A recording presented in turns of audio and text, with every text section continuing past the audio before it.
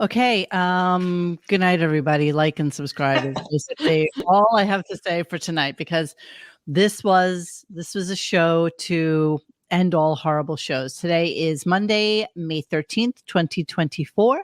I am joined tonight by Mr. Judy Tenuta and Mr. Xavier Whiskers on the bottom there. Hello. It's so silly when you think about it, how we've been doing the show for like 10 years now, and still everybody is just like an avatar, except for me and Dennis with assumed names. That's the way it should be, bro. Yes, the way it should be. Yes. And Arm put himself like on a Aquaman body or something. Like he's kind of seen his face once. It's the same. Yes, and he looks exactly like that. I mean, I don't know what he looks like these days. I've only met him actually once, which is so bizarre in this whole world of ours. But and Dennis obviously is the person I've seen the most, because he's not too far from me here, and we kind of go to lunch together, or we'll have dinner together, or whatever. And we went to that WATP thing together. So anyway, so today's show, let's talk about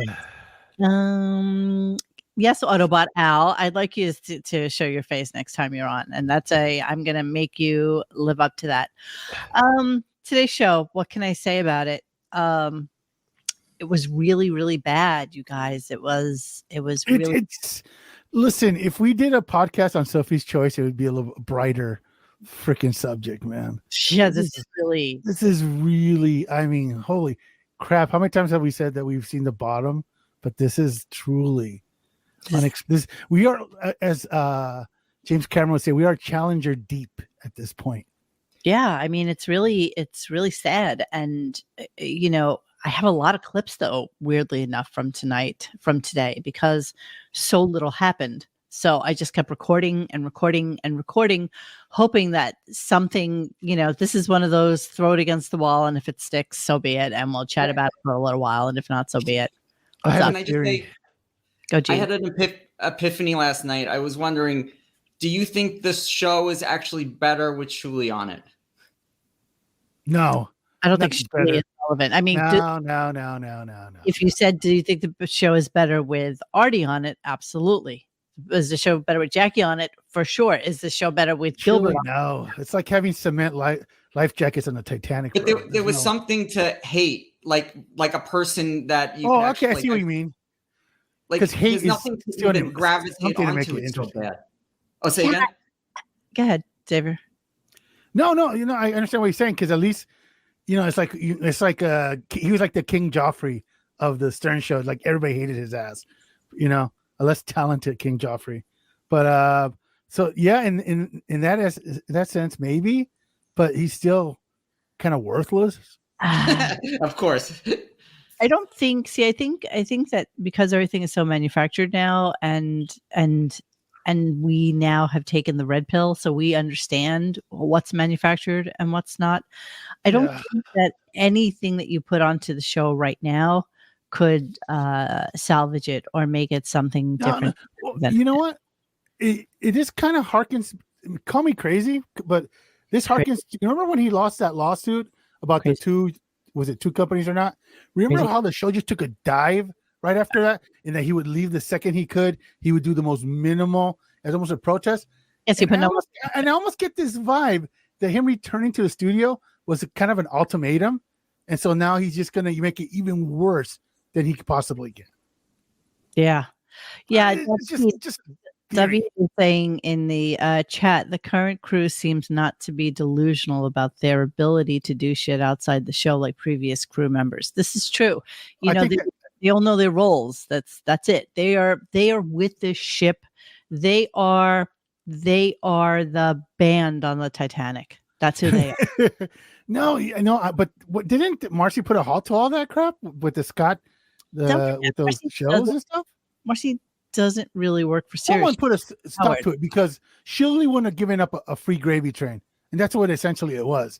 Yeah, Yes. And like Ronnie doesn't really do anything anymore. There's nothing really sponsored by Ronnie going to like strip clubs or anything. I mean, he's older now too, and whatever. I guess he's retired, but none of them really do anything. And if they do anything, it's just in terms of the show. And if you remember last week when Benji saw Woody Allen, there was absolutely no part of Howard that wanted him to say that he was part of the Stern Show. So even running into somebody in the street, he doesn't want it to be called out that he's part of it, because this is his legacy. These people who doesn't have a legacy at this point. rat packers are his legacy. They always will be. But he cashed in, bro. He cashed in. It's he cashed the legacy's gone. You know what? You're going. Go, baby, go. I'm beginning to think deep down he has regrets that he signed this. Now it's 4 years contract. Even though everyone thinks he's just wants money, I feel like he might be regretting these past 4 years. I disagree. I think money's the only thing that drives him at this point. But I also think that this last 4 years, or even 5 years, you want to say, has allowed him in his mind. You don't have to argue with me about this, okay? In his mind, has allowed him to believe his own hype and believe that he is this amazing, fantastic interviewer, and that's how they wanted to build his legacy. So none of these like stripper parties and none of these block parties and none of these Stern adjacent kind of things are allowed when the master of ceremonies has to be able to like clay, shape himself into something else. And that's what they've been working on for the last like 4 or 5 years. 6 but Mo, you really think this is like a career hang on, Jeremy, sorry. Do you really think deep down the week he interviewed Pearl Jam and Biden, he really thinks they were incredible, those interviews? Yeah. And you know why? Because I think they feed to him these letters and these notes, and he probably hears from Jimmy Kimmel and all of his douchey friends about how amazing it was. And so that allows him to perpetuate the thought that he's great. That's it. Okay. Yeah. What else does he have? What else does he have other than people he will readily admit that he doesn't listen to anything that's said about him in the news, or if there's an article with him in it. He likes to be sheltered. He enjoys not knowing. He does. Yeah, but I mean, wasn't it the original plan was to be America's judge and just literally have like one of these Price is Right type of deals where he does nothing and just collects money? And then with that, what's he doing? What's he doing now? But wait. But then the ratings absolutely killed him on America's Got Talent. So then it became, I'm going to be an interviewer, and you could totally see the move to try to get something on Netflix. World's greatest. And how did that work out? Well, you know what though? I mean, he's really like in with the Ted Sarandoses of the world. So, yeah, but he could care less. What's the show? I don't know. I you know what? It's probably not as much money as he's making now. Maybe that's what he'll do when he's done with this. Maybe that's why Robin is so weepy all the friggin' time. Maybe she knows deep down that he's not going to re-sign, and these are like her waning months of having him in her life. No, I think I don't know. I think that he's not. He's going to end up like Larry King on one of these like peripheral like TV streamers. He's gonna be like Fubu or something like that, or one of these like, and it's gonna be like Larry King. He's just gonna be literally old man talking to wall, talking about the day he met Al Pacino. Just an interview show, and he gets rid of Robin and everyone else. Just him in interviews. Yeah, and then maybe that's why she's upset. I feel like that's why she's upset. I think she's just an old kook at this point. Is why she's upset. Yeah, but I think she's feeling her mortality for sure. She's definitely. You think? Definitely feeling. It seems like they had a meeting. That dinner was a meeting. Yes, that's what it feels like. She flew down there for a meeting. Pluto TV. I think Pluto too high class. She's been weepy ever since, so it's just kind of interesting how that's going down. All right, so honestly, we don't know what we don't know. Of course, we don't know what we don't know, but you know what we do know? We do know that the show was horrible today.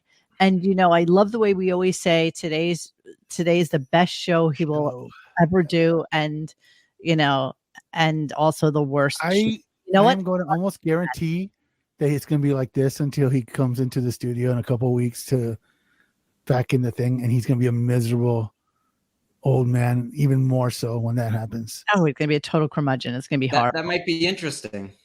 Yeah, exactly. Yeah, no, it would be great if he actually like was miserable.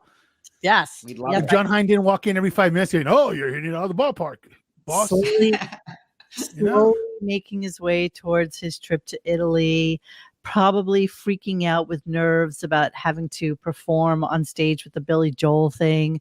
I mean, you can see the neurosis kicking in and him getting all stressed about it. It's totally what's going to happen. Yes, tomorrow will suck more than today, but it'll still be his best show until he's gone. That's just the way it is. Yeah, I can't wait till there are photos of Howard walking around Vatican City. It's going to be awesome.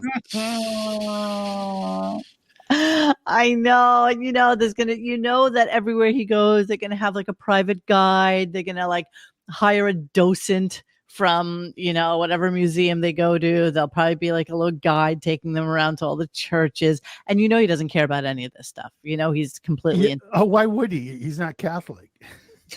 No, that's not what Yeah, on top of everything else. I mean, he pretends he cares about art, which he doesn't. The art. He doesn't. It's all about the art. I'll tell you, if he sees David's Wang off 14 feet of him, they're gonna have to peel him off that. All right, so Beth came in this morning. He was talking about the pictures of himself with Joe Biden and with Beth, and it looked like Beth was like this supermodel with the president. They looked like they could be husband and wife, and there I am, like a gargoyle standing off on the side, and then Beth comes downstairs. She doesn't really come for a visit, so this is not a Beth visiting a clip per se, but of course we have to talk about this. So here we go. And let's start our show. What did you say, honey? Come on the air. No one can hear you. What? Do you? No, I don't want you to post the picture. No. I'm telling you, I hate. Come here on the air. No. Get on the microphone, please. Why? You don't look like shit. You're gorgeous. You're nuts. I look like shit. That's the point of this. She says that every time she comes. What? I gotta take that bunny to the hospital. All right. Okay. Bye. We just got a rabbit that they're been abused. It's got a broken foot. Don't ask. Yeah, of course it was abused. Of course it's somebody's fault. Of course. Always. So I had to look up said bunny. Here we go. Here's the bunny. New foster, mini Sunny Bunny, found dumped in a yard after Easter. When people think it's cute to get a baby rabbit for their kids without doing their research on how to care for one. How would she know that? She doesn't. How would she know that? If it's got dumped, how would she know? Like, all of a sudden, what does it have? Like a wiki page? She hasn't. It's always the same story. Exactly. What an imbecile, Enough bro. of these fake stories already. They are a lot of work, and for some reason, people think domestic rabbits can survive outside. They cannot survive on their own outdoors. He came to me late yesterday with a severely broken leg. She is dragging it like Coco Melon. On our way to the exotic vet this morning. Welcome, sweet bun. And no, we will not be keeping her, so she'll need a forever family once our medical plan is in place and healing. I love that the bunny goes to the exotic vet. Like, but can I say something? Yeah. For a small animal, that is a ton of food. That is way too much. That's always the case with her. Yeah, she loves to give them. It should be a quarter, if not less. Yeah, and then she'll ASMR it too, so it sounds like this. Hold on, let me see. Hopefully, there's no music.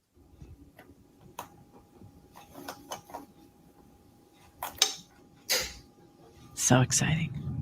It's like watching paint dry. That's it. That's what you get. Yeah. What are the odds that the doctor's just like, okay, this rabbit's got a broken foot, so how you want it to? Put it in a splint. How's he gonna go? $1,000 later. Yeah, there's no way, man. If you go to those places and they have like a Nerf basketball thing over a trash can, okay, we'll take care of it. Nothing but net. Baby bunnies for sale. I'm just curious. Let's see how much bunnies are. Available baby bunnies. So yeah, they're about $150 for Look at this. $400 for a lop-eared one. Okay. Bunny is $200. See, so nobody's dumping bunnies as much as you think they are. So these bunnies, which are super tiny at 8 weeks old, Easter was just what, like a month ago? Not even less than a month ago. I don't know. It was like the first week of April, right? Was it? Yes, I it's a month think. ago. It's just a I month ago. So yeah, somebody's going to get a whatever. So yeah, this is the bunny, of course, who has been abused and broken and is It looks just, pretty good to me. I know. Let's see the foot. He's got Does his it have a foot. cast on it signed by Beth? See it right So there? somebody in Florida contacts her or a vet place and says, here's another one you could put on Instagram and we can make it everyone feel bad and blah, blah, blah, blah. Is that how it works? You know what? I don't know. I don't know how it works. Remember that one that was like sitting in a parking lot that they never found? I don't know how this happened. Yeah. So somehow these people could get in touch with Beth very easily. Yeah, it's always, Apparently. yeah, of course. Yeah, that like a bat phone that goes straight to her.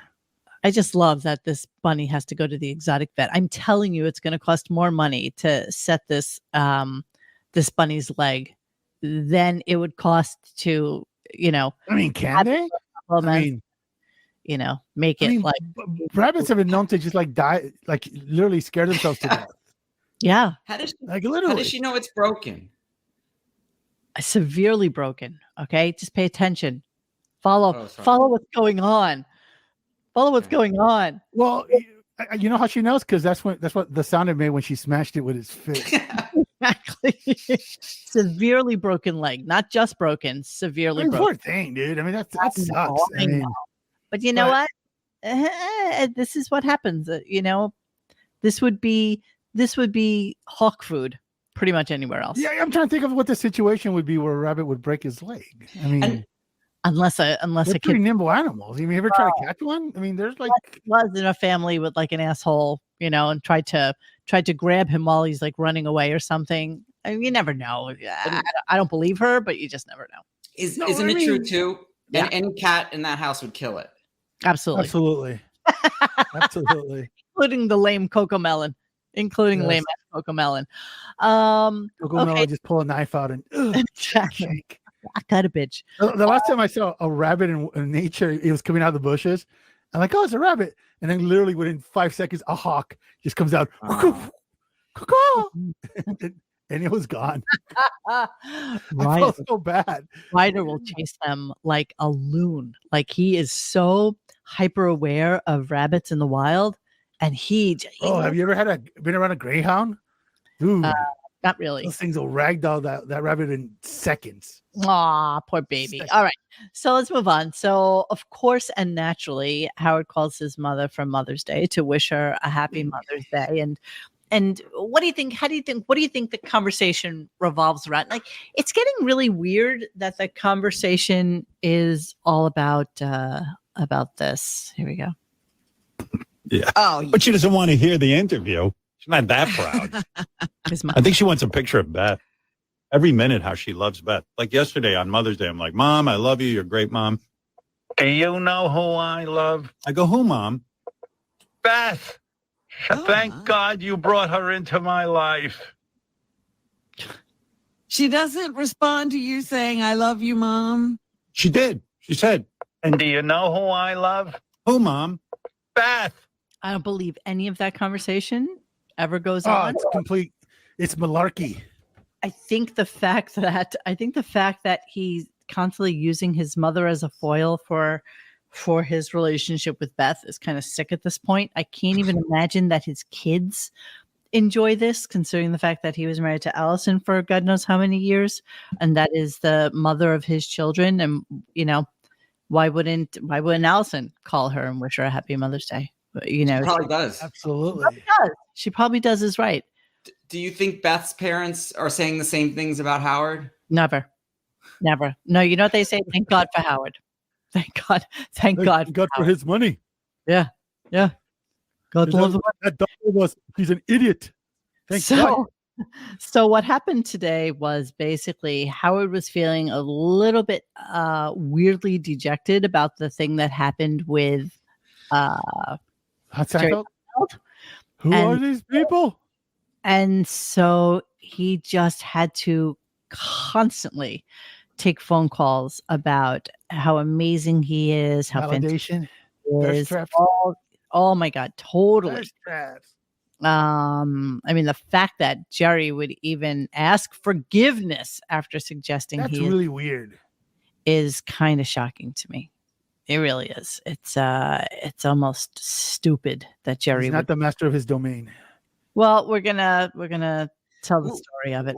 Where did Seinfeld ask for either forgiveness, or was it in an interview, or did he like post? How do you say it? Like posted it out there in a email or something? Good question. I'm not really sure, and I'm sorry that Well, I the do- original thing was on a podcast, right? Yeah, yes, Then which I'm gonna he issued play. an apology. I'm curious Oh, where he actually, if he even did this. I think somebody interviewed him, and because he's been going around about his unfrosted thing. Let's see. Which is the worst thing feel ever, bad. apparently. Let me see. I mean, it's absolutely a complete vomit, from what I understand.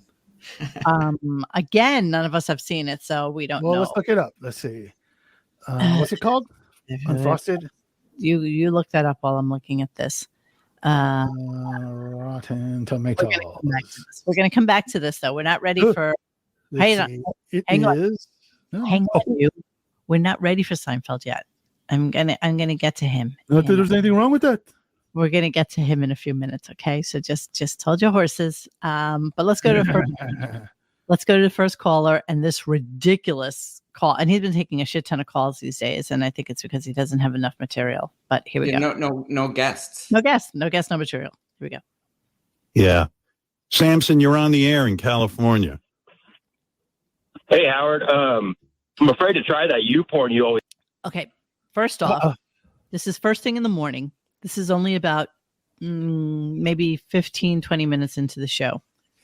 Okay, so this is somebody 567-456 calling in at 4:20 in the morning. And supposedly he sees this come up on his computer, and Howard's just waiting to click it because he's interested. Yeah, well, listen to the story. This is a commercial. It's so stupid. And okay, on all levels. Hang on. Sorry. Ugh. Yeah. Samson, you're on the air in California. Hey, Howard. Now, do most people say they're from California? Like, wouldn't you say you're from like Brooklyn or San Francisco or Austin? Do you really call in and say what state you're from as opposed to the city? Am I crazy? And what name is Samson? I don't know what that means. I mean, the whole call is so stupid. Let me continue it. I'm afraid to try that porn. Hey, Howard. I'm afraid to try that porn you always talk about. Why? Because I got 4 kids and they're always on my phone, and I'm afraid if they go to YouTube, they'll see it in the search bar. Okay. Let's go back. Is this call from 1995? Exactly. So you never heard of YouPorn, number one. You're afraid that if you go to YouPorn, do you think it's part of YouTube? And so that when your kids are on your phone and they go to YouTube, they're going to see your search history? Like, And then he said his computer after that, so it's confusing. make it make sense, guys. Make it make sense. First of all, this current generation don't even know what computers are. Yeah. Everything's on a smartphone. And who like what? They all just is this like 1996? They all just share one computer. This guy has 4 kids. He's got to be old. Like, Yeah, exactly. Come on, bro. He's got 4 kids and they all. He's using web TV back in the day. It's actually ridiculous. But this is what, and again, this call had to be set up so that they you know how we always go down the conspiracy rabbit hole. Okay, let's see moving forward how many times YouPorn gets mentioned before he goes off air. If it's a one-time thing, or if it'll be a continuous commercial like it was a few years ago. You can keep track of that. You can I do already did. Started. One. I have a pen and paper. Let me see. That's a 1. Okay, so this leads him into an entire conversation about incognito, and you'd be surprised to know that incognito. How long do you think incognito has been around for? At least 10 years, right? At least 2008. At least 10 years. 2008 is when incognito came about. Okay, there you go. And yeah. And the first people to have it was actually Safari browsers in 2005, Google Chrome in 2008, Internet Explorer in 2009. So you would think that Howard talking about this today, it was brand new. Like he just discovered it, and this is something that everybody needs. So here are the boomers talking about incognito. How exciting. Suddenly having to delete your history and your life. It's like a whole fucking rigmarole. Just go incognito. Yeah, I need to try. I've never seen that. It's in fact, Can you even? Who are these people? Who are these people? He's acting like you can buy incognito. He's like Incognito, exactly. I bet he has like 8,000 tabs open on his browser. on his phone. he's told me about it. It was such an embarrassing conversation. They heard me on the air how'd talking that about. come up? Oh, They heard me complaining to Robin, about the fact that I had to sit there and delete my history. And they were like, Howard, we heard you on. They wrote me a memo. Howard, we heard you on the air this morning, and there is a thing as incognito, and and it was basically them advising me on how to masturbate. That's pretty funny that they wrote it down. They wrote it. I have the memo framed on my wall. It's the funniest thing you ever saw. It's the greatest memo. Like they were trying to be diplomatic about it, but it was basically, hey, we heard you talking about masturbation, and you should go incognito. He's. I can almost guarantee you that he's still it's probably one of the very few things he knows how to do on Google. Can I say first, days about TiVo, now about incognito. Like they're literally just trying to talk about nothing. Yes, 100%. They're trolling us. I'm telling you, they are trolling us. How is it even? How many people use his computer equipment? How is it even? Why would he even care? I know. It's like. What is he, like some family named Sanchez with like 8 kids that use the same computer? I mean, come on. Wait, Max. Beth doesn't touch his shit. No, of course not. She doesn't even why care. would it make any difference? What is he sharing it with Zoom grandkid or what? I mean, come on, man. Interesting. How childish. Interesting that Maxim just said this, so I Googled it for us. He said Google just settled this lawsuit. Google agrees to delete users' incognito browsing data in lawsuits. Oh man. Oh my God, this is so funny. So hold on. Let us can I That looks like Chris Wilding in 10 years. Totally. All right, hold on one second. I've got to oh, damn you for not being available to me. Oh well. No, but I need Howard to know that, hey, Howard, incognito, in fact, did save your browser history. What is it that he try going back to SIM cards? It sounds like a song from The Fix from the 80s. SIM card. Incognito. Adult. Okay. Post. Okay. Just needed to get that out to him because why not? All right. So yeah, I don't know anything about this lawsuit. Delete millions of records of users' browsing activities as part of the settlement of class action lawsuit that alleged it tracked people without their knowledge. So even if it was on incognito, it was still being tracked. Oopsie daisy. Oopsie for you idiot. All right, let's move on. How much you want to bet like 80% of those use the words stepsister was involved in the search results? Listen what he says he used to use incognito for. This is like very weird. Oh, that's hysterical. Yeah. I can't think of one other use for incognito except for masturbation. There's just no reason. Like for a while when I was really into like going to the shooting range and guns and stuff, I was like, maybe I'll go incognito for that, to look at people firing guns and how, because they can maybe think you're a maniac. But then I was like, well, there's nothing really to be embarrassed about. It's a legal right to own a gun. Can you imagine? Like, this is why I'm going to go incognito, because I don't want people to look at me looking at people on shooting ranges and looking at guns. Do you think this guy's ever heard of DuckDuckGo? Just No, out of curiosity. I don't think so. Or onion browsers? No. None of this is something that they know. Yeah. Benjamin always makes me chuckle, and the RadioGunk and its parent company Telemundo keep all its chatter data too. I don't want to get political, but he swears up and down he's a Democrat, but he loves guns. Okay. Yeah. Well, he's gonna. You know what? Democrats are allowed to own guns too. I mean, I don't think it's a one-sided thing. I think it's actually pretty evenly stated. I mean, you and I both being from the Northeast, it's not as popular or. I like guns. Yes, well, of course you do. Yes, well, wait till the next contract when he goes, oh, I heard about this VPN, Robin. That's absolutely what they're going to change him over to. 100%. Like, these guys are just idiots. So then, of course, his idiot friend Bobo calls in so that he could bring up the Seinfeld thing, which starts a whole nother conversation. So hold it up. Let's talk to Bobo, my old friend Bobo. How are you, Bobo? Hey, how you doing there, Howard? Hey, now. What up?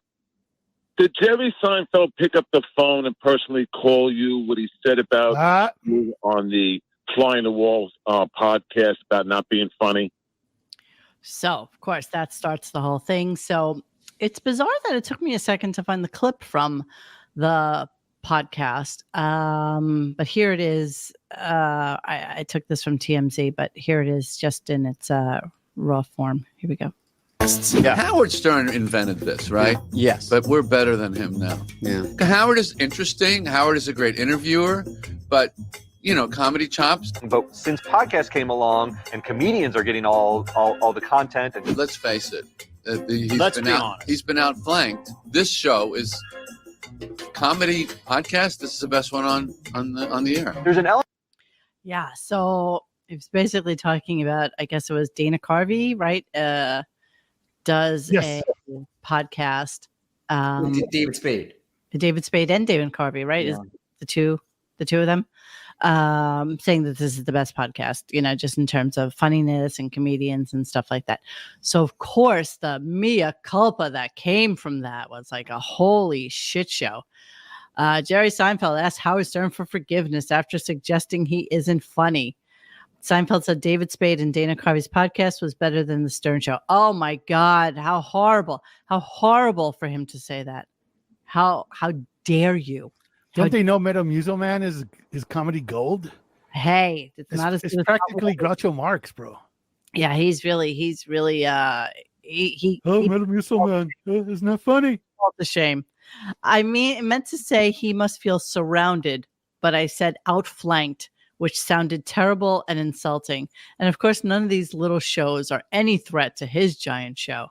Anyway, it was bad, and I'm sorry, Howie. I still love it. Please free. The whole thing is weird. I really feel bad. What's really weird about that, Mo? Put it into context. That was more of an apology than when Kramer dropped the N word at that stand-up show that he did like a million years ago. It's shocking. Like, he totally blew that off. But this, I'm so sorry. Why are they so afraid of Howard Stern in 2024? Why? I don't get it. That's weird. But I respected that. They're gonna... Yeah, go. No, I respected that he did it though. Because no one else is doing it. But why would he though? Is he afraid they're going to play that Jerry Seinfeld's Girlfriend is 17 song again? Come on. Probably. So let's go back in time a little bit and talk about how this actually happened. By the way, Larry David, funnier than Jerry Seinfeld. 1,000%. Yeah, by leaps. Who knew that he was really the brains behind the whole outfit? We knew that. I knew. I didn't at the time. But yeah, absolutely. Larry was what made that show funny. Larry is the linchpin to that show. All right, let me look for what I wanted to say next. You know what I love? In 50 years, people are still going to be talking about Seinfeld. In 50 years, no one's going to remember Howard Stern. You are absolutely, dude. 50 days, bro. 50 days. You are absolutely correct. That is a brilliant observation there, Judy. Brilliant. So let's go into the Seinfeld apology thing and what happened with that. Here we go. Yes, he did. He did. I wondered that too. Thank you, Bobo. First good question you've ever asked. Look at Bobo hitting a home run. Yes, he did. Yeah. Like they didn't tell him to call up and do that. Yeah, well, look, here's what happened. So I'm sitting at home Wednesday night feeling pretty fucking powerful and good about myself. I'm like, listen to this. It's just feeling pretty powerful. Feeling about yourself. Is that all he thinks about all day? Yes. And what the good feeling was, like, we had just finished up. It was a Wednesday night. We had finished up the week of radio shows. I figured I did a solid 12 hours. 12 hours. Wow. He's funny. See, that's the funniest thing he's said in a long time. So proud of himself, feeling so jacked up and so good about the 12 hours he delivered to people. And he's just sitting in an easy chair with a scotch and a cigar, thinking how amazing he is. Scotch. I love scotch. Exactly. With a little laser pointer for the cat. Exactly. Just sitting there being all full of himself. Good radio. I was reviewing in my head, maybe coming off, between the Biden interview and Pearl Jam and everybody else that we talked to. And I don't know. And I was feeling like, wow, we really nailed it. Okay. So neither of those things were last week. Just FYI. It was to him. Maybe a career high. And I was like almost congratulating myself thinking, at my age where most guys are retired, to be this sort of on a roll and popular and most of the subscribe to Sirius XM for our show, I was feeling kind of full of myself. But do you hear what he's saying? Yes, I am hearing. Do you hear these contract negotiations that are going on air? That Absolutely. Most people who subscribe to Sirius are there for him. Can we just listen to that part just real quick? Career high, and I was like almost congratulating myself thinking, at my age where most guys are retired, to be this sort of on a roll and popular and most of the subscribers subscribe still to Sirius XM for our show, I was feeling kind of full of myself. But really? Okay, first of all, the majority are people who buy cars. Let's cut the crap. It's not Howard. It's people that I just bought a Hyundai and it comes with the subscription.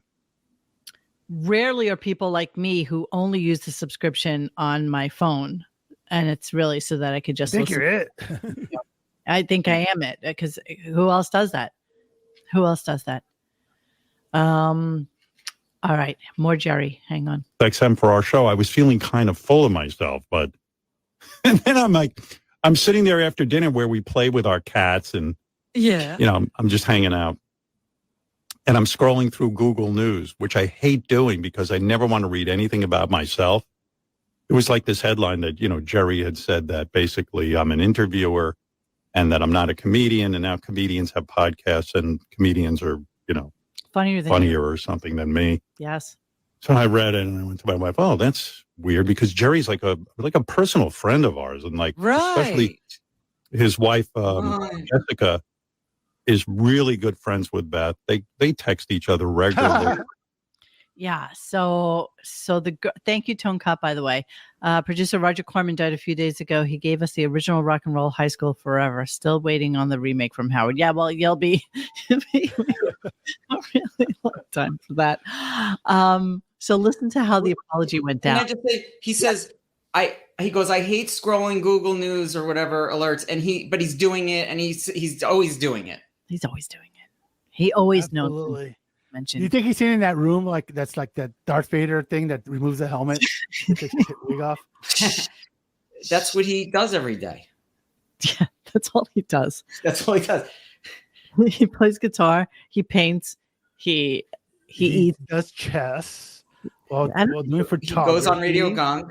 He thinks he's like a Renaissance man. He really does. He really, in his mind, thinks that he is so well-rounded now. He's an artist. He's a musician. Yes. He's a chess player. He's a conjoined twin. He reads. He's just so brilliant. He's just so brilliant. And he does 50 pages of content a day. His words, not mine. Yes, he does. So here, Beth brokered the apology. Did you know? This is how it went down. Of course. Here we go. Anyway, yeah. And then Jerry, so Beth texted Jessica. Jessica told Jerry. Jerry called me immediately and was like, oh, fuck, I fucked up. So Beth texts Jessica. Jessica tells. What did it say? Wait. Jerry. I wish he would. What spurred Beth to do that? How is she a cog in any of this? Why does she care? Yeah, like what was it? Oh, your man talking about my man. What was the text? Come on. Exactly. How does this go down? And by the way, it had already been out there that Jerry had said this. So it wasn't like, as soon as he said it on that podcast, it was out on the air. Jessica, Howard's crying in the corner about what your husband said. Could you please have Jerry call him? Could you please take care of this right now? So he pretend he's funny. Just lie on the phone. Because I have to travel to Italy with him this summer, and it's going to be absolutely miserable if Jerry doesn't think he's a comedian. It's just going to be so horrible. Listen to this. Hang on. Oh, I got to start it again. I'm so sorry, you guys. Anyway, yeah. And then Jerry. So Beth texted Jessica. Jessica told Jerry. Jerry called me immediately and was like, oh, fuck, I fucked up. And I want to apologize. And I he goes, when you're on the air and shit just comes out wrong. I was trying to say, you're this interview. I said, Jerry, you don't even have to, please. You don't even have to apologize, Jerry. I don't even know why you're calling me. I don't even know why Beth texted Jessica to let her know this. It's no big deal. It's embarrassing. I'm the king of going on the air and having millions of regrets afterwards. Apology accepted. I don't care. And you know what? If if I'm not a comedian, I'm an interview. I don't know what I am. I always considered myself a comedian, but whatever it is, don't worry about it. And he apologized for a really long time. A really long time. Jerry Seinfeld doesn't have to apologize to anyone. He did go on to say something which I actually deleted because I had way too many clips for today. And he's like, well, I understand Jerry had a really bad week. It was just, really bad week for him, man. Just really bad. And got to throw Jerry under the bus. Absolutely. Yeah. I'm sure that, his Empire State size garage with Porsches will make it feel a little bit better. I'm sure no way Jerry cares. Right. I'm sure he's crying over that residual check he gets every week. I remember we did a deep dive on how much he makes so much money just on the Seinfeld stuff. He literally doesn't have to do anything for the rest of his life. And by the way, I'm sure Jerry and him barely hang out. Maybe once a year? They don't. There's no way It's a lie. Everything's a lie. Jewel. There's no way. Oh my God. You ready? Okay. This is going to blow you away. Here we go. This is essentially the minimum cut for every bit of official Seinfeld-related revenue in perpetuity, from mugs to reruns. To this day, it is estimated that both Seinfeld and Larry David receive residuals between $40 million and $60 million a year. A year. So he said Jerry's making Howard money without doing anything right now. Yeah. He doesn't have to do anything. And you know what? Maybe he did have a bad week because Unfrosted sucks. Maybe he had even a worse week because some stupid kids walked out on his speech over at whatever college that he Is he still doing that comedians in cars and coffee thing? I don't think so. I haven't heard anything about it. I didn't think it was bad. For 9 years now. I thought it was good. I thought he was, I think he was great at it. Entertaining. It was Everyone was fun. Except for Howard's. Every one of them, they were all in on the joke and thought it was a lot of fun. Yeah, exactly. Someone just put, remember, back to that and watch that because wait, do we even have that on anymore? God, it got taken down so many times. We tried to do it backwards, fast forwarded, everything. The comedians in car thing. Yeah, that was a great. Yeah, I remember that was a bet me and John. And someone just posted what we were talking about Jerry being a horrible person, dating a 17-year-old. They left out. Yeah, he also the wife was married when he met her, Yes. but people always forget that the co-stars on Seinfeld, the three other actors, were making peanuts until the last year when they renegotiated, and once they got like that real money Jerry said, "I'm ending the show." Literally, like they didn't even get that paycheck for like a full season. So, but they were still making a shit ton of money. It's just no. Yeah, but they were making peanuts compared to what Jerry and Larry are making. And let's face it, they were more than half of the show. You know, I mean, Costanza alone was like 50% of the show. So yeah, the second that they actually all got like a decent. Remember, because they were threatening to go on strike, and the second they got the money, they're well, I guess the show's over now. Yeah, gotta go. By the way, her father, Julia Louis-Dreyfus's father, when he died in 2016, was worth a reported $4 billion. Doesn't he own like the color blue or something like that? The Dreyfus Fund. Yeah. Her family ran a successful company for generations, global merchant firm, Louis Dreyfus Company. So yeah, she's worth a shit ton of money just on her own. It's so there. Yeah, let me see how much. I heard she started a podcast. It's probably better than Howard's. Oh, please. I can't even imagine how many people start. You know what's funny? Like I think we were all fans of the show, and it's still a funny show. But I mean, it's hard to remember a show that were like all the George episodes really just come to mind, where the ones where Jerry was the main were like, it's like who could forget? Is there a marine biologist here? Exactly. All of them are funny. I love that. But the George stuff is like absolutely killed, in my opinion. Residuals. When he changed the Yankees uniforms to cotton, it's all comfortable, and then they wash them once, they just get blown out. I remember when the show first started, everyone was into Kramer and him tripping. Yeah. No, actually, as it got later in time, they would like applaud when Kramer came in, and people were like, they told the audience to kind of chill it because it was making everybody else feel like lesser during the show or something like that. So Jerry has made about $440 million in earnings from Seinfeld over the last couple of years. That's crazy. Let's see. I think Kramer almost torpedoed that. It was right around the time they were really going to syndication. I mean, when they had the show to end it, when all that whole at the Improv or wherever the comedy store. Yes. And remember how quick did Jerry go on Letterman? Like he literally was on Letterman that night. Yeah. And they did that Zoom call with what's his name? And people start laughing at it, and Jerry's like, "This isn't funny." Listen to this. The cast members weren't always on the best of terms when it came to money. Julia, Jason, and Michael were given no share of overall royalties from the show. Famously, during their series' final season, the cast came to negotiations with the network, telling NBC Entertainment chief Warren Littlefield that they each deserved $1 million per episode. Their appeal worked, and for the final season of the show, Julia, Jason, and Michael's salaries jumped from $600,000 an episode to $1 million an episode. However, the three were still given no share of the show's royalties, meaning that they will only ever receive SAG-AFTRA residuals and a portion of the proceeds netted from DVD sales. So yeah, Larry and Jerry, the only ones who made out on that deal. Do you think like behind the scenes, they maybe after the fact he's given them on the side? No, absolutely. No, I don't think so. Nobody's that benevolent. They don't give a shit. Yeah. He doesn't care. He just doesn't care. So yeah, okay, let's continue with the callers. Here's caller number 2. I mean, talk about blowing smoke up his ass. It was really just kind of sickening today. Here we go. I got to tell you, man, you are, and I really have wanted to tell you this for a while. You are the greatest entertainer of all time. Of all time, you guys. Greatest entertainer. Past, present, and future. Of all time. And I just want you to know that. No, you are. And I really I think about that a lot. A lot. I mean, you've been on the air longer than anyone. You've interviewed probably the most people out of anyone.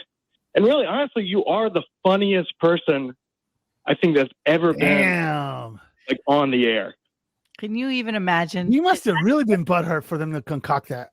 Can you even imagine? I mean, this is what we're getting today. Howard doesn't make jokes. I wouldn't put him past a Fatty Arbuckle at this point. I know. Even since the 80s, he does. Ever since even in the 80s, he doesn't make jokes. It's always the people around him. Yeah, of course, he's only as good as. Where is this guy hearing funny? I don't know. I've never heard.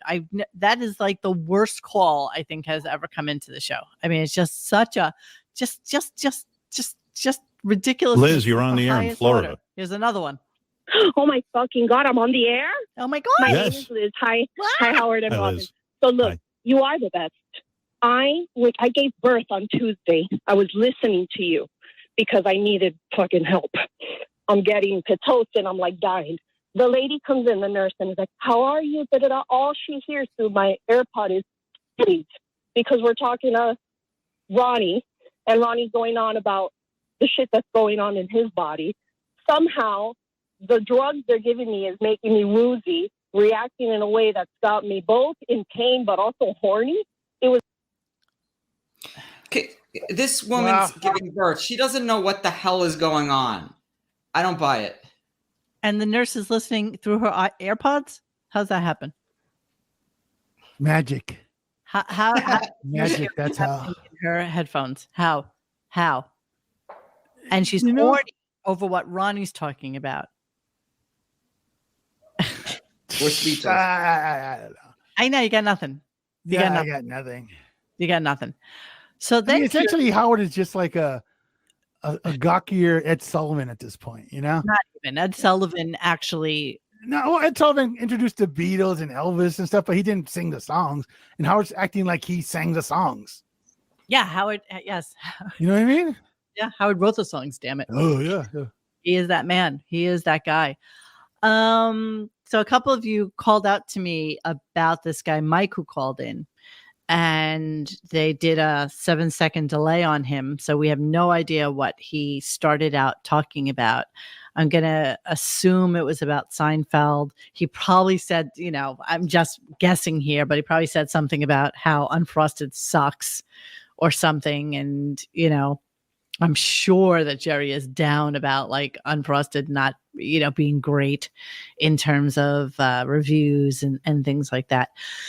So Howard, doing his usual quid pro quo, probably eliminated that from the show and went on. So here, let's hear how the call actually sounded when it aired at like 7:55, 8 o'clock this morning or whatever it was. So here we go. Right. Good. All right. Well, anyway, what's your question, Mike? We went over that. Yeah. I want to know if any of the guys. Right past it. Right.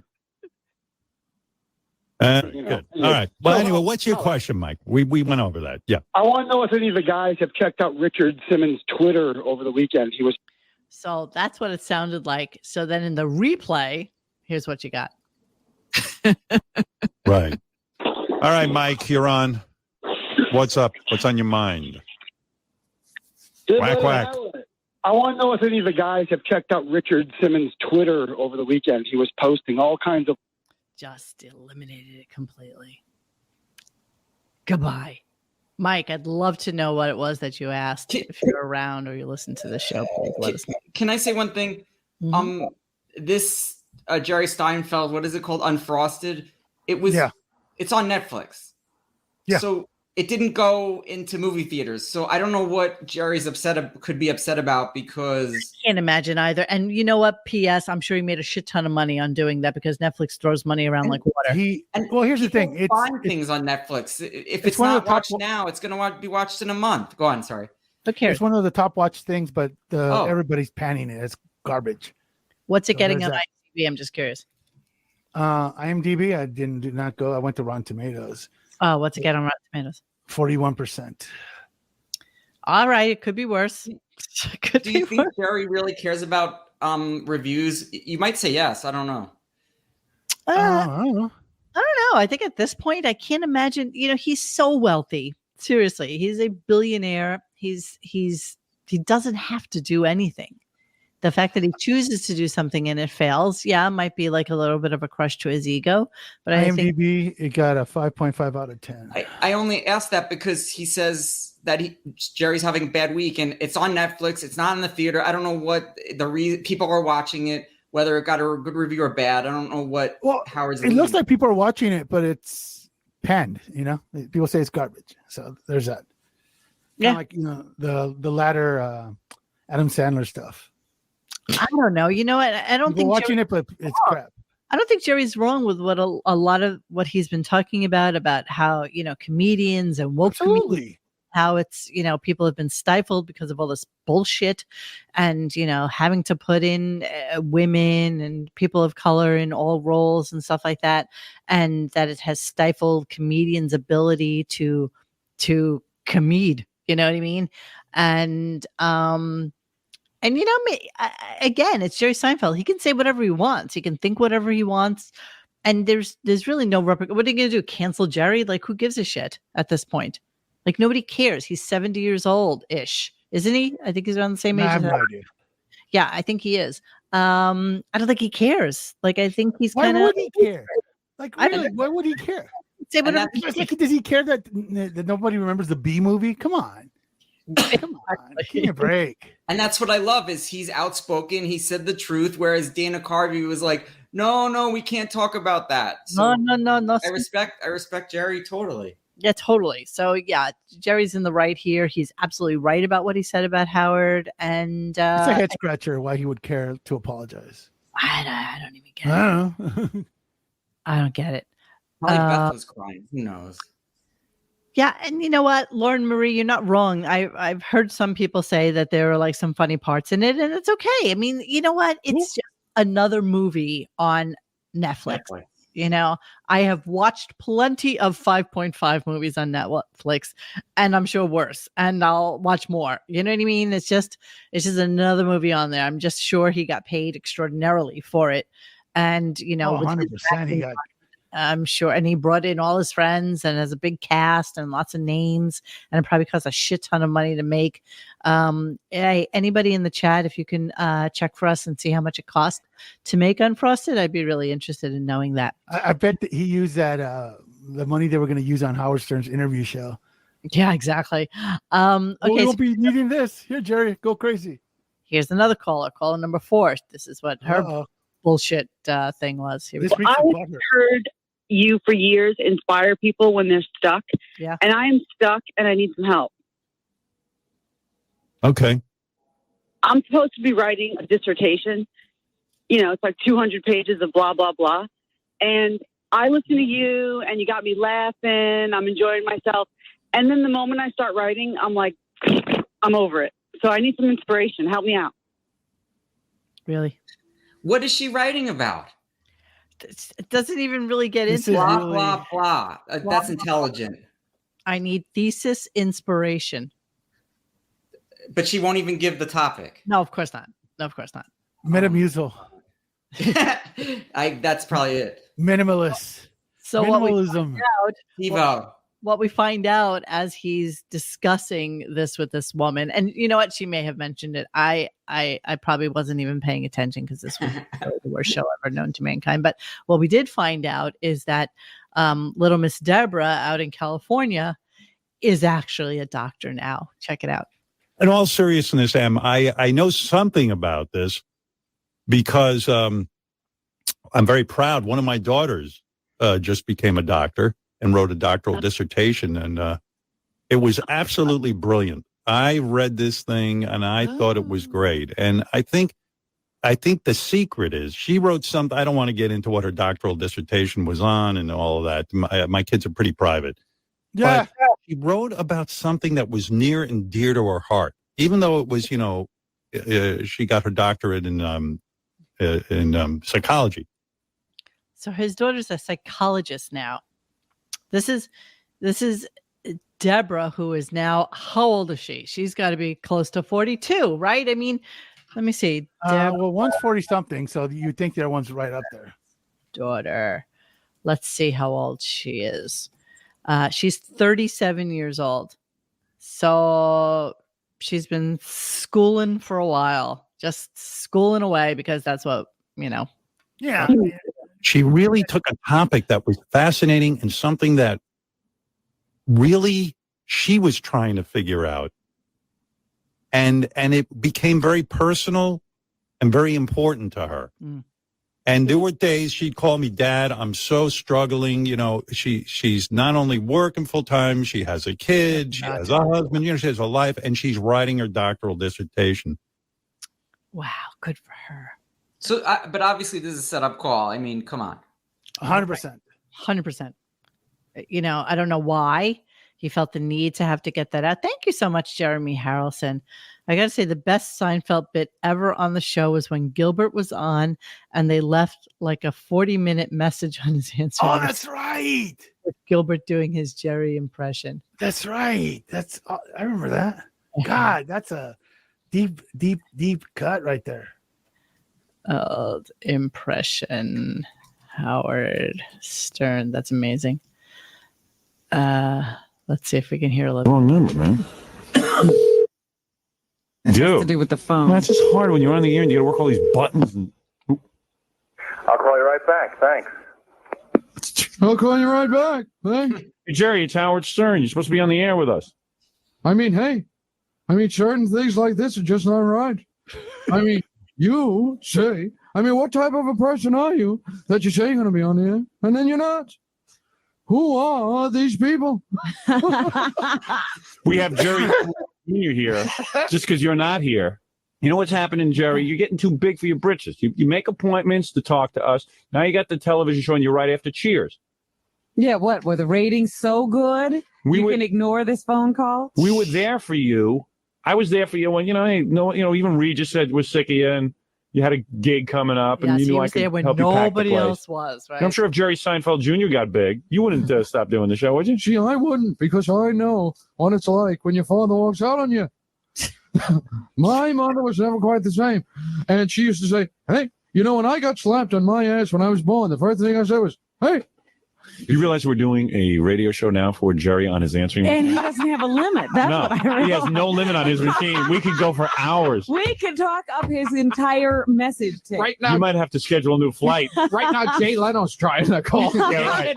Hey, what's going on here? I don't understand it. I love Gilbert. Can I say,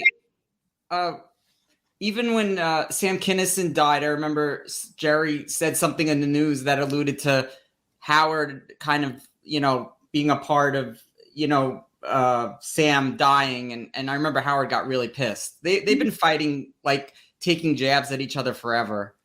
Seinfeld is very passively aggressively doesn't love him. And I gotta believe that maybe Jessica is friendly with Beth, but I can't imagine that they have, such an amazingly close relationship that this would be an issue to him. Honestly, I mean, the apology itself is actually pretty pathetic. I'm sad that Jerry apologized to him. Honestly, I think it's really stupid that he did that. All right, let's move on a little bit. And of course, Beth says she can't do Italy if Molly and Jimmy aren't there, obviously. I don't intentionally make everything miserable. I'm just miserable. Like people, like she knows, she goes, I really want to go to Italy with you, but we need them. I said, well, let me call Jimmy, make sure they still want to go, because we'll end up there by ourselves and we'll both be miserable. We'll be standing around going, Because when I start complaining, and when I travel, I complain, there's a good 2-day period of me being completely rattled. Yeah. Her plan is to go off with Molly and do stuff. And to just leave you sitting there like the frozen stooge that you are. Yeah, Miss Beaverhausen, I think Jessica is friendly with Beth because of Ellie Wentworth. I think you're right. But I think that whole crew, though, out there, they're a very insulated little Hamptons crew. So the people that are famous and wealthy that live there all socialize with each other. That's just what they do. And, especially the one, the difference between Beth and all the rest of the people that she would consider her friends out there are that they're all like mothers. They have children. They have things going on. They have social activities. They have lives. And Beth has cats. So her in with these people is, oh, bring the kids over. They can play in the kitten room. They can play with the bunnies, and this is what she has to talk to these people about. Because I can't imagine that, Allie and Jessica sitting there talking about like what colleges their kids are going to and where they're doing their semester overseas and shit like that. And Beth is just sitting there, with one of those eyes just kind of wobbling around in the corner looking for I just don't imagine. Or they have like come to the catered brunch in August and we'll drink mimosas and the kids can play on the beach with the animals. It's just like, how do you say it? Hampton's partying or whatever. I don't even think they're invited to most of those parties. How about that? They invite people to them. Yes, you come to us. We're not coming to you. And if you do come to us, we're having dinner at 6:00. So come over at 5. We'll have dinner at 6. We'll have dessert at 7, and you'll be out the door by like 9 the latest. Well, that's really how it works. How long have they been buddies? Just out of curiosity, Who? Beth and Seinfeld's wife. Again, I think it's all part of that same little. Because they're together. I know for a fact that Seinfeld's wife does that diaper drive charity. Yeah, and I think that's where Beth probably got the idea of doing charities, because she was famously doing it. It's called the Good Something Foundation, whatever, where they donate diapers to families that need them and stuff like that. Well, that's a good thing. Opposed to no, I'm not. I'm just saying that's probably where she got the idea for doing the charity thing. Listen, the charity thing is a complete tax write-off. Period. No. I'm not. They've shoved money into it because it's a tax write-off, and it allows Beth to have something, because she doesn't have any kids. Jeremy Harrelson, serious question: if Howard had $75,000 in the bank, would Howard be married to anyone? What female of any age or any appearance would ever spend 5 minutes with this old baby? Nobody would. That's why wealth sells him to people. Wealth makes him handsome to her. 100%. It would be interesting to go back and try to find the transition of like, Maxim and FHM magazines to Cats. I don't know when it happened. Right. When did that happen? Let me make a note. That was kind of like what I was alluding to. It was interesting. What was this? What put the bug in her ear? I'd like to know the start of Bianca's furry. It was Bianca's furry friends, right? And first she had a thing with North Shore Animal Leagues for some reason. Well, they had donated money in Bianca's name. Was Katie Lee Joe involved in any of that stuff? I don't know. I gotta look back. I don't know. We don't know. You know who would know? Know what we don't know. John would from FHN to OMFG. Yes, exactly right. Yeah, Howard Stern without money is stuttering John. Yeah, that's pretty true. Yes, Howard's mom is still alive. Well, so we think. Again, there was no notification when his father died. There was nothing in the papers or anything like that, and they just buried him and ended it. So who knows? We could probably find that out at the end of the summer. Who really knows? They always say only the good die young. So his mother, I'm sure, is going to live forever. I'm sure that she will be there to torture him for the rest of his freaking days. She's going to be like the grandfather in the Texas Chainsaw Massacre. They used to have him at the table. They're handing her a mallet to kill someone. And just gravity's doing the work. So they were invited to a party. He was starving. And this is what poses as show right now. And again, this is why I was recording these things, because it's really kind of insane to me that this is where the show has gone. Here we go. Oh my God. Beth and I got invited to a dinner party Friday night, and we don't go anywhere, but these are people we really like. And I said, what time is this dinner? Hoping for like 6 o'clock. I know 5 o'clock is too much to hope for. Right. Even 6 is a lot to hope for. But I thought for sure, because they're older too, like me, and 7 o'clock. Oh my God. I was walking around like all day, like Beth. Oh my God, I'm so hungry. I'm hungry. She goes, well, why don't you eat something? I go, well, we're going to be eating dinner later. I can't eat something now. So I ate a banana. He's such an anorexic. And then at 7 that o'clock, doesn't we got stay with you long. A banana goes right through you. I know, but I didn't know what else to do. And then 7 o'clock came, and then we get there, and people are having cocktail hour. And, Yes. yeah, and I was like, there's got to be some food. There was some edamame. I attacked that edamame like a vulture. So, of course, it was like a sushi party, and he started bitching about the fact that they didn't get their food served to them until like 9 o'clock at night. So, he's like, and, by that point, I wasn't even really hungry. So I just had a couple of pieces, and we talked for a few minutes, and, I got to bed by like 11 o'clock. I mean, he was so proud of himself, but this is what he talks about. This is what the show has become, my friends. This is how pathetic it really, really is. Just a couple more clips. So, he was talking about, and which was a really kind of messed up thing that happened. So I don't know if you guys heard about it, but Steve Buscemi was in the city. Yes. There's this weird thing going on where people are getting punched. And I'm not necessarily sure when this started happening. I don't really know too much about it. Ever since the Irish came over. Yeah, I guess that's what started it. Warwick Empire star Steve Buscemi punched by maniac in random New York City attack. This was posted on May 12th. Seems no one's safe in the streets. Buscemi was strolling through Kips Bay last week when a brute walked up and struck the Broadway Empire star in broad daylight attack, one of the latest unprovoked assaults. He suffered swelling to his face and left eye and was taken to Bellevue Hospital for treatment, which is actually quite possibly the worst place to take anybody for treatment. Meanwhile, his deranged assailant took off and is still on the lam, police said. He was assaulted in Midtown Manhattan. So this is the article. I just read you pretty much what's going on. Is he really a maniac, though? This dude, who's Come like on. a regular looking, kind of well put together gentleman. You don't think he was just getting back for a Grown Ups 2 or Baby Boss? Yeah. I mean, come on, man. You watch those, you want to knock the guy out too.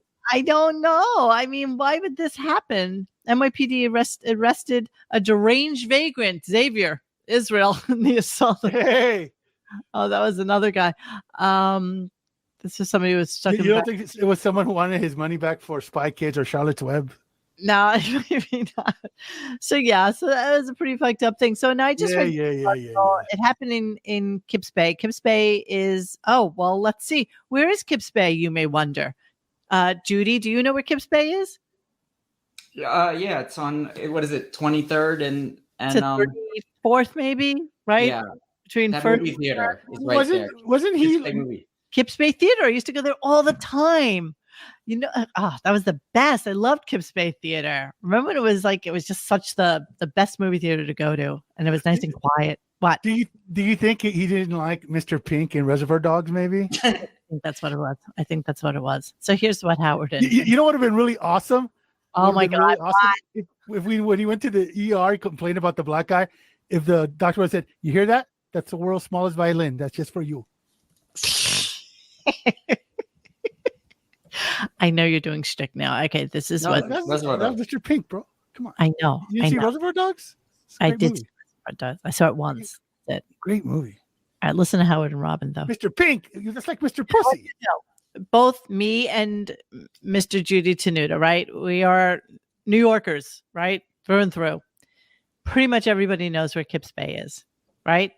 Not these two. This happened in Kips Bay, New York. Where the fuck is that? Bay, New York. Is that in Queens?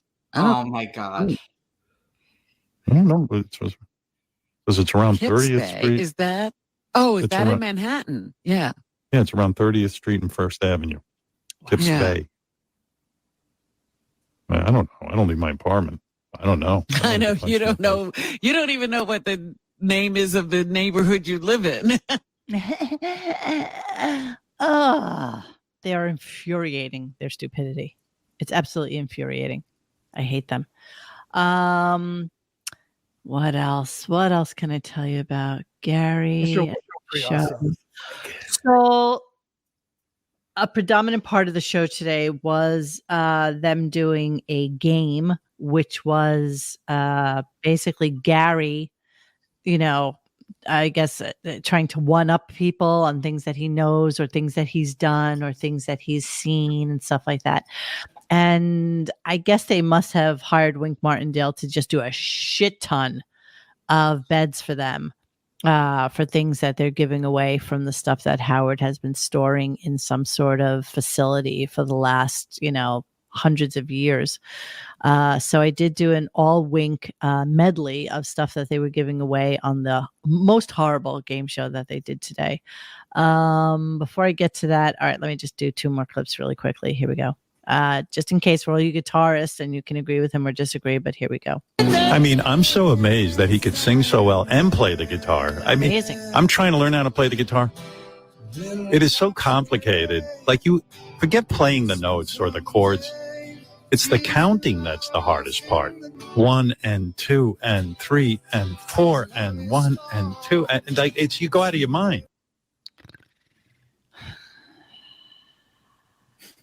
I know you have nothing to say. I know.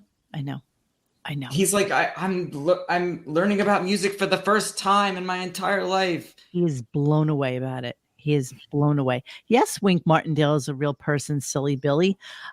He's super, super old. I don't know how counting is hard. I'm trying to understand that. High Number says, fun fact, Kiss Waves where the British landed in New York in 1776. They were chasing Washington's troops out of Brooklyn. Yeah. Laundry Room. I am shocked that you didn't know that Wink Martindale was a actual person. He is now 90 years old. He was born in 1933, and good year. Yeah, shockingly, he still has a voice. Like, he still has hasn't lost his timbre. Has not lost his timbre. Did he do the Whammy game show? Wait, yes, I think he did the Whammy. I loved the Whammy. It was, I don't know why it was on more often, but the Whammy was the best. Okay, so here's King of All Blacks calling in to chuckle about Gary could have done better with his footwear. He thought Gary looked good until he got to his feet. Yeah, looked a little strange to the king. Gary, I love you, man. You look nice, man, at the Tom Brady roast, but those sneakers was crazy. Your Shelto Adidas had creases in them shits.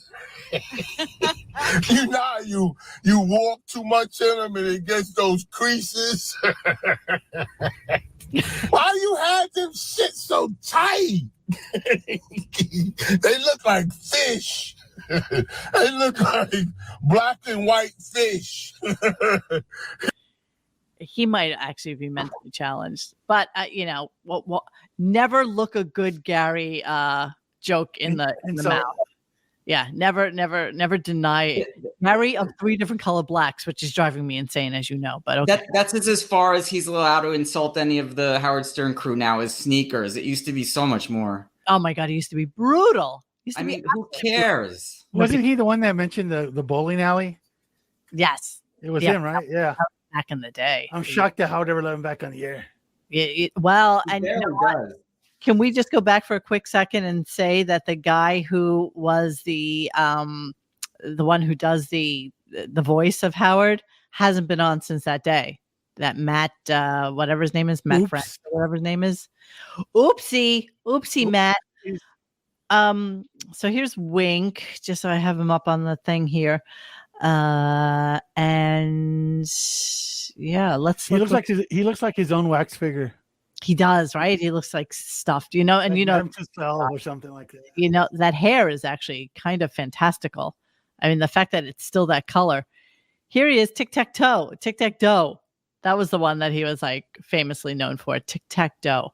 So let's listen to some of the prizes they were giving. It's amazing he's still alive, bro.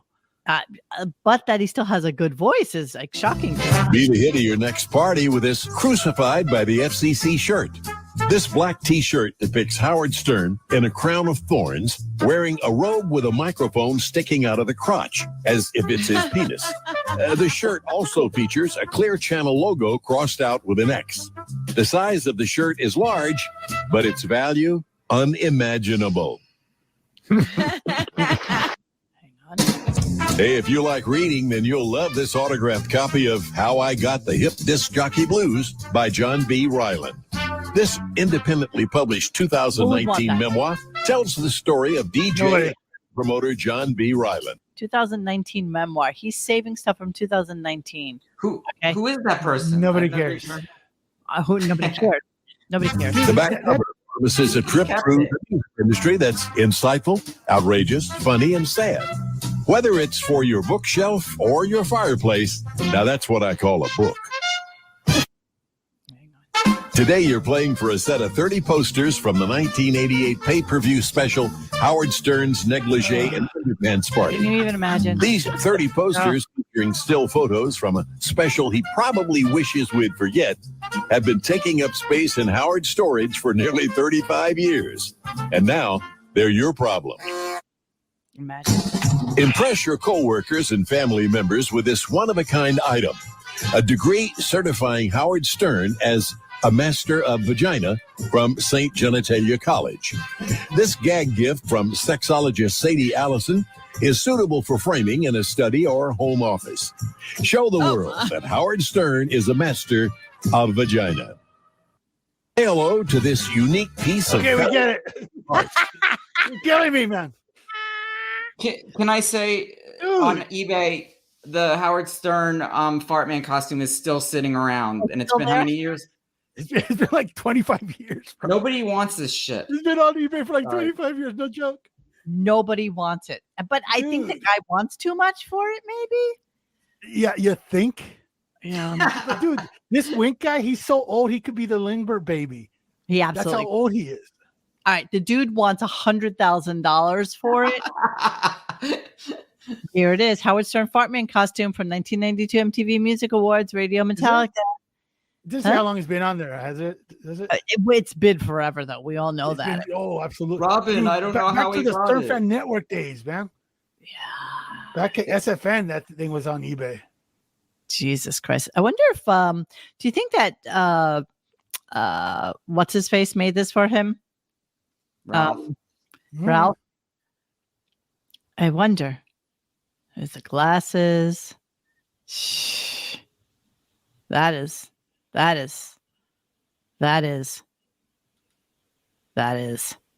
yeah, $100,000 or best offer. Hey, So can we do it like an official like $10 offer? they're like $10 exactly. Just to get the dudes no. I should. Hey, you know what? If you $10. look on eBay, go on. Sorry, go ahead, baby. No. If you look on eBay, you could buy like flash drives with 13,000 shows on them. Really? Oh, really? Yeah, you can buy like everything. We should do that. Let's see. Why don't you send that to me? Maybe we'll. And they'll all come from John. Yeah. We'll get a VHS tape. John, please come back. We miss you, bro. John's been selling them. Serious, John, if you're listening, please come back. All right, end the show real quick. Hang on. Yes. All right. Anyway, we'll see you tomorrow. As I said, tomorrow, Benny Blanco will be with us. I'll be doing what I do best, which is interviewing, because I'm evidently You're not outflanked. I'm not. in the I am interview outflanked. world. Yeah. No, not in the interview world. I'm strictly an interviewer. You are an interviewer. I know. All right. But you don't have to rub it in. All right. We'll see you tomorrow. Bye. Bye. Go away. Garbage. Pure and utter garbage. I was going to do another segment tonight, but I think I'm going to save it for tomorrow, because if Benny Blanco's coming in, I can't imagine that it's going to be anything for us to. And I really want to expand on my current knowledge of this website that Xavier turned us all on today. The pen pal one with inmates. Oh my God. Some of those dudes are so awesome. Dude, so it's like, so I murdered a family. I'm looking for someone who's serious to be a pen pal. Oh my God. So, I mean, the girl is actually really pretty. The one that you like first started this whole thing out with. There was a People article on her. I posted a link to it. She literally just lost her marbles, man, over a divorce. And she was so questionable that the judge gave her husband custody of those two girls who weren't even his kids. They were were his kids. They were the kids of some other baby daddy. So go to show you what the judge thought of this broad. Check this chick out. So it's, of course, Gary Puppet would have loved this site. I mean, she shot and killed her hubby at Walmart, but boobies. So apparently this chick is part of a website called... If you click on the thing right there, it'll take you straight to it. I'm already there. Wired.com, where you can write to your very own prisoner. Pen pal. Pen pal, exactly. And, and they'll probably respond back to you. For argument's sake, look at Anthony Ainsworth. And you should know, first time incarcerated, looking for someone to have. Good job, dude. It's on my first time. Congratulations. Congratulations, Anthony. 18 life to go. Can you find celebrities on there? You know what? I have no idea. I just you find the guy from that 70s show? Exactly. So this chick basically killed her husband, right? Or her ex-husband. Shot him in the chest in front of the kids. Chest. More about Kayla. Incarcerated since 2019. Sentence received. Life without parole. Earliest release not available.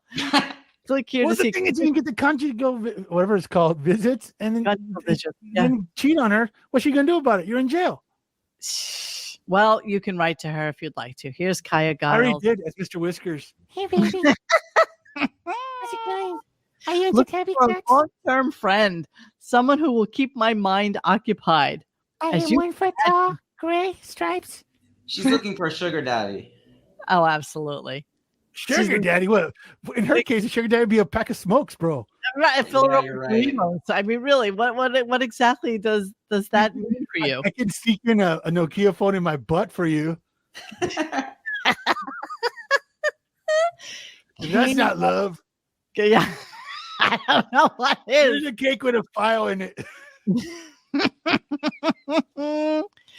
Okay, so the gist of the story. Let me see. I don't even know. Platinum membership. /forums. There's a People article on that thread. If you go scroll down. Okay. Oh, here it is. Jury Roselli woman murdered a strange husband outside Walmart during exchange. Custody battle. There she is. She looks very satisfied. Yes. She actually looks better. Prison's done her well. She's looking good. She lost that 10 pounds, Robin. She's getting a little color there in prison with her prison cats. Yeah. She's Her 1 hour a day in the sun. And it's, you know what? It's all that clam bumper she's doing in jail. Clearly, she's not wearing SPF when she gets outside. And Yes. full metal. A little scissors. Found guilty, second-degree murder, obstruction of justice for shooting death of her estranged husband. Yeah. Well, hey, my baby got the justice he deserved. Yeah, there he is. Oh, wow. Rest in peace, my friend. So yeah, you can write to her if you'd like to. There are plenty of other people to be had on here, which Don't say we didn't do you favors, guys. Which I completely intend to go through, and I just want to really be able to read about them and see what's going on there. So you too, I'll go to the women. And see if any of them are as pretty as Kayla Giles. A couple describe themselves as voluptuous. Oh, you know what that means. You know exactly. Yes. It's like an iceberg. You only see 10% of it on the profile. Exactly. There she blows. Okay, but we'll come back to that some other time. Yes. What I want to do is I want to write one of these Aryan-looking dudes and say, "Hi, I'm a cat." What are you doing? But you have to be able to correspond. Yes. Exactly. You have to Zoom with them. You have to, Absolutely. You have to do that for us. So yeah, I'm going to look at them. How you doing, my brother? I wonder if any of your Gunk in the Knights are still alive. That's an interesting. They're usually all dead. They usually kill themselves. Exactly. So there's that. There is that. All right. So we're going to look at some profiles and we're going to find some some available women for you guys out there, and hopefully we'll do a good job with it. So yeah, that's our show for tonight. That about wraps it up. It has been it's been a horrible show week so far, and it's only Monday. But lucky for us that Mr. Jude be gone. Thank you. I love you. Joining us for the remainder of the week, hopefully, if you can. Yeah. And we will talk about Benny Blanco tomorrow. And please don't forget to like and subscribe. And if you have any comments, you can leave them in the comment section. I do hold all comments currently until, this season of hell passes. But at some point, I'll be opening them up again, and everything will be back to normal as it should be. I'm going to try to listen to the music he's been a part of. So I'm ready. Okay. I'll be interested in knowing that, he's dating Selena Gomez. So we can talk about that as well. Oh, geez. Okay. Yeah, I know. He, Howard wants something. Wait, wasn't Selena? Wasn't she the broad that got a kidney from her best friend and then got all catty with her after she got the kidney and broke up? Yes, she did. And the friendship ended. Yes, she did. Thanks for the kidney, sucker. I wanted to read something that somebody sent to me today that made me chuckle just a little bit. Radio Gunk, as we regularly hear from the Stern Show victory laps, lives are changed on a daily basis. Undecided voters are jumping to the left after the Biden interview. People are racing to theaters to see Jake Gyllenhaal's Roadhouse. And after hearing Howard's tremendous progress, listeners now know that intensive 4-day-a-week therapy is indeed the answer to happier and a healthier you. I wanted to reach out and let you know that Radio Gunk is no different and deserves recognition of your own victory laps. Please take some time on your next show to not only kill some obligated time, but to also give yourselves a well-deserved pat on the back for your previous shows by sharing some of your successes. The following are actual letters and emails that we have been receiving. Quote, I grew up a Ford man and would never be caught dead with anything other than Ford parts. After yesterday's plug for Dennis's side project, exclusively to Mopar. Thank you, Dennis. He's a Mopar man now. You've opened my eyes and perhaps even saved my life, says Jeff from Pennsylvania. Quote, I nearly drove off the road and had to pull over and wet myself after you played the J-Lo South Park song for the dozenth time. You owe me a pair of pants. Don't ever stop playing that, says Andy from North Carolina. And lastly, before your Wednesday show, I was unfamiliar with the music of Ryan Houston. I'm a grieving father who before yesterday had little reason to get out of bed. Oh, what have we done? Radio Gunk for introducing Ryan Houston to my life. Today is indeed really? a beautiful day. How about by the way, we got dinged for that My Dick Touched the Water song. Yes, we of did. All the things that we get a copyright against. Because we play all kinds of stuff and then that Dick Touched the Water song. Yes, and because you love it so much, because you love it so much, here we go.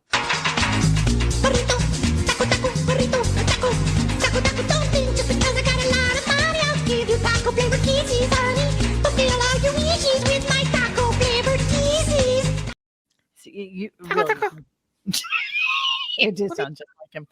All right, so we're going to leave you now, and it's 9:48-ish or so, but we will see you again tomorrow at around 8:ish or so. Thank you, Judy, for participating. Thank you. Love you guys. Thank you for being here and, doing the Lord's duty, being, guy on the show. Yeah. Oh wait, I wasn't getting in the stream yet. I gotta play our outro. All right, goodbye. Hey guys, thanks for hanging with us tonight. Please join us for any further discussion at RadioGunk.com in the forum section. Follow us on Instagram and Twitter at RadioGunk. And don't forget to like this and subscribe to us and hit that little bell so you know when we're doing a new show. Thanks.